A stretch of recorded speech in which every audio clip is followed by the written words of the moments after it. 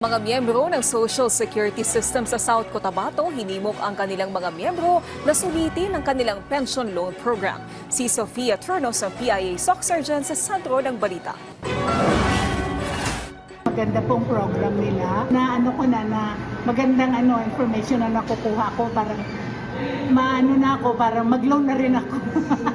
Mas naging interesado na si Libertad Bernalte ng Coronadal City, South Cotabato na mag-avail ng pension loan program mula sa Social Security System o SSS.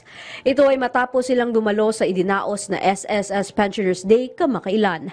Ang programang ito ay layong magbigay sa mga pensioner ng pagkakataon na mas mapadali ang pagkuha ng mga kinakailangang tulong pinansyal. Parang binibigyan natin ng assistance ang mga retired pensioners natin sa low interest na loan, low interest, which is 10% lang ang interest per annum. Ikakaltas sa pension lang nila monthly. So maliit na interest lang ang binibigay natin. So sinisiguro ng SSS na average ng 50% yung matitira sa loan sa pension nila buwan-buwan. Hindi yung ubos agad, no? Monthly na uubos sa kakabayan.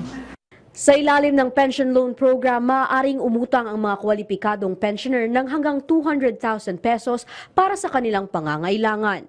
Mula Enero hanggang Hunyo 2024, umabot na sa 94,441 pension loans ang naaprubahan ng SSS South Mindanao 2 Division o katumbas ng 4.34 million pesos. Sofia Zabati Turnos ng PIA SOC Surgeon para sa Pambansang TV sa Bagong Pilipinas.